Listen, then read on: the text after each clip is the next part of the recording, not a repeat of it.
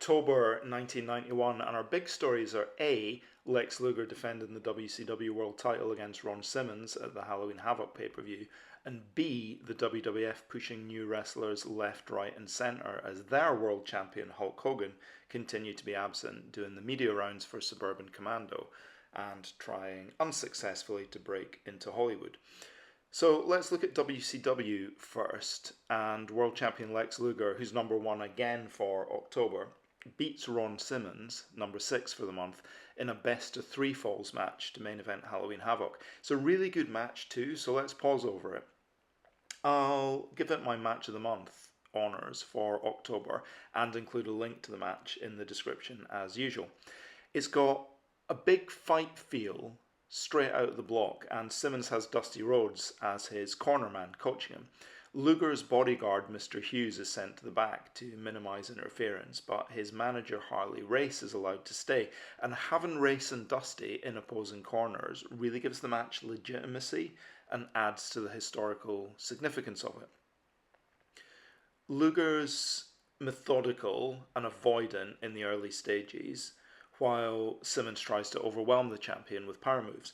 Simmons catches Luger with a power slam and a spine buster to secure the first fall, which is impressive stuff, and the crowd pops huge for it, rallying behind Ron. Luger's selling his back, and he cheats with eye rakes and a headlock with his feet on the ropes. Harley Race interferes until Dusty takes him out, but Harley helps Luger win the second fall by DQ, holding Ron off a crossbody so it looks like he threw Lex over the top rope. Luger's bleeding, Simmons is fired up, and the crowd's hot. Simmons with clotheslines, a superplex, and a power slam, but a shoulder block hits post, and Luger nails his attitude adjustment pile driver for the 1-2-3 to retain the title. Really good match here, and establish Simmons as a credible threat to Luger. Elsewhere in WCW outside of the top 10, Sting was US champion and feuding against the twin threats of Cactus Jack and Abdullah the Butcher. They were all in the Chamber of Horrors multi-man electrified cage match at Havoc, but the less said about that, the better. The Enforcers remained World Tag Team Champions, beat US Tag Team Champions the Patriots, and broke Barry Windham's hand at the start of the pay-per-view. And the other big news coming out of Halloween Havoc was that Rick Rude had been signed after a year on the sidelines. He debuted as the mystery Halloween Phantom at the pay-per-view and beat Tom Zenk, who was a 6-man tag champ alongside Dustin Rhodes and Big Josh, later unveiling himself with Paulie Dangerously as his new manager and Medusa as his new valet. Brian Pillman won the new light heavyweight title at the pay-per-view, and Steve Austin was the TV champion.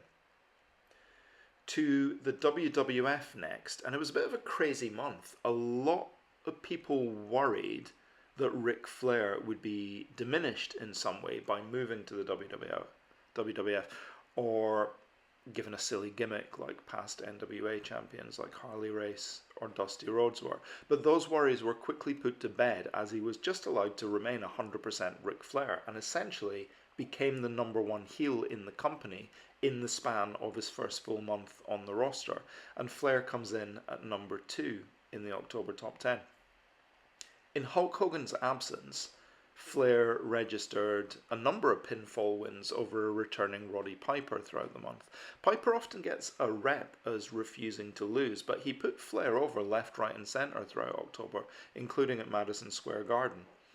And as October drew to a close, and Hulk Hogan returned from his latest Hollywood sojourn promoting the Suburban Commando movie, which ultimately flopped pretty badly, the very first Hogan-Flair house show matches started to take place at the end of the month with inconclusive finishes.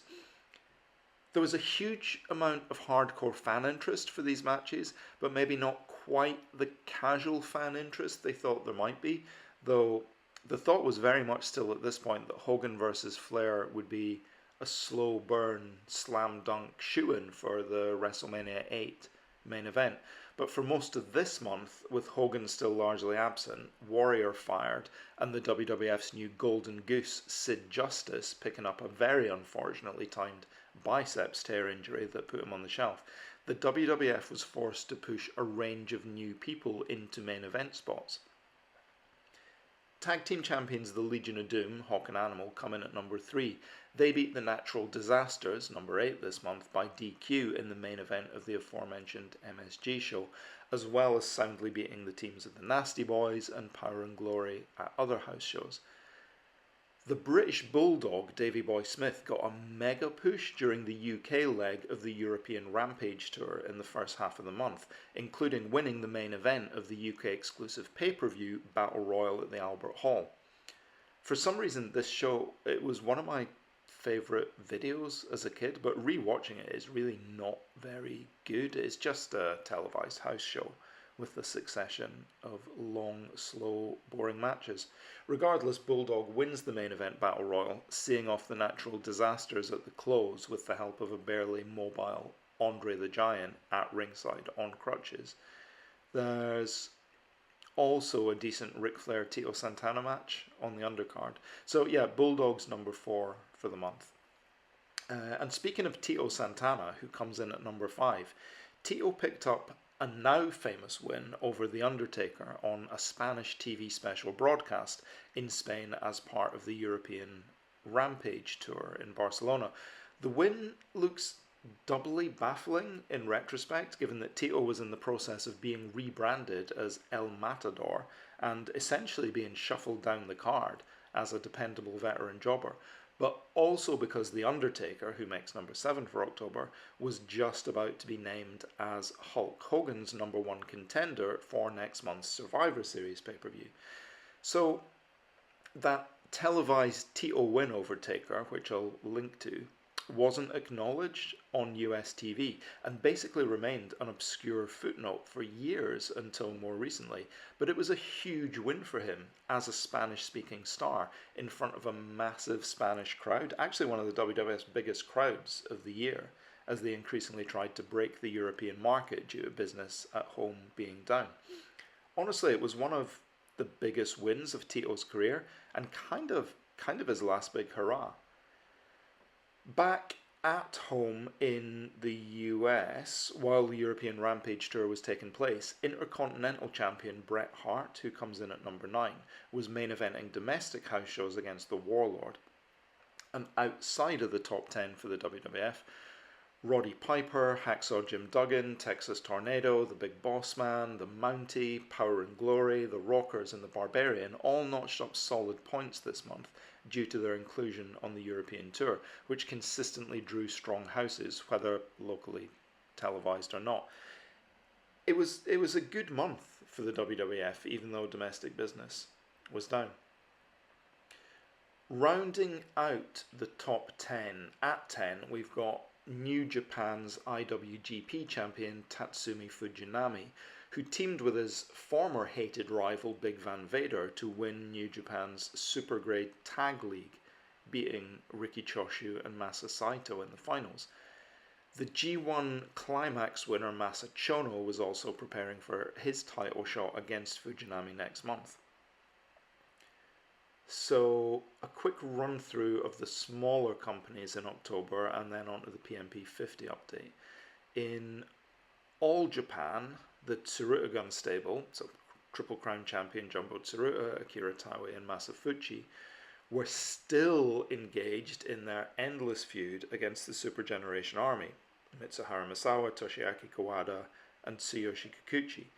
Jumbo beat Kawada in a hard-hitting Triple Crown title defense towards the end of the month as well. And I was tempted to give this my match of the month, simply because Kawada somehow makes a 10-minute headlock genuinely captivating.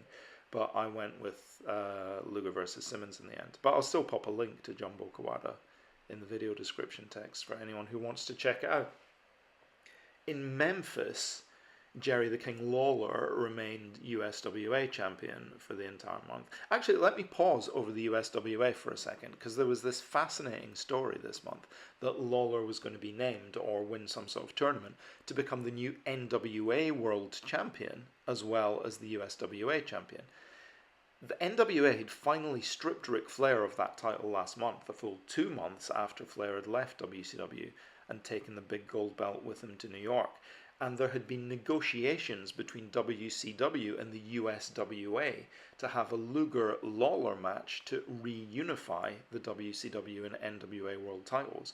But news of this plan got out, for which Paul Heyman, Paulie Dangerously, was blamed and actually suspended from WCW over, and the whole Luger versus Lawler for the NWA world title plan was completely abandoned, and the NWA title just remained vacant and essentially mothballed for the rest of the year.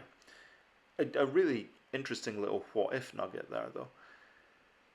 In Mexico's EMLL, which had now essentially become completely rebranded as CMLL as they expanded their reach with a new TV deal, the top technicals were Conan, Octagon, Rayo de Jalisco Jr., Vampiro Casanova, Black Magic Norman Smiley, and veteran Ringo Mendoza.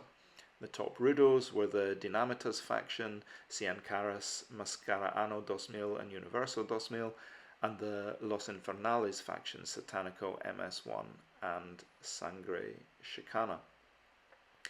Pero Aguayo was occupying a kind of veteran tweener anti-hero role and was still very over as well.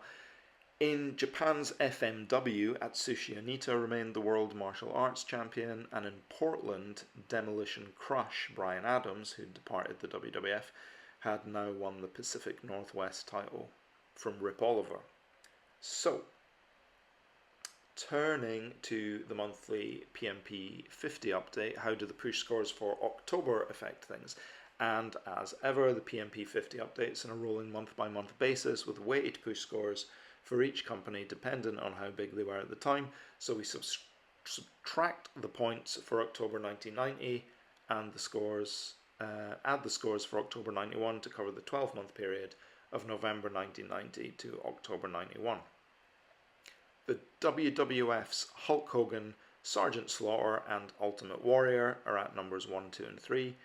Ric Flair, now bizarrely representing the WWF as well, moves back up to 4. New Japan's Fujinami dropping to 5. WCW World Champion Lex Luger moves up another couple of spots to 6, with Sting and Randy Savage at 7 and 8. The Legion of Doom stay 9, while The Undertaker makes his debut into the top 10 at 10. Mr. Perfect and Jumbo Tsuruta at 11 and 12. I said I'd finally break up the Hart Foundation last month, and I've done so. So Intercontinental Champion Bret Hart gains a few spots to 13, while Jim Neidhart drops back down the top 30 as a single. The Steiner brothers and Ted DiBiase complete the top 15. Risers in the top 30. The Natural Disasters tag team continue to rise at 17, as does WCW's Ron Simmons at 19 after the biggest push of his career, main eventing Halloween Havoc against Luger.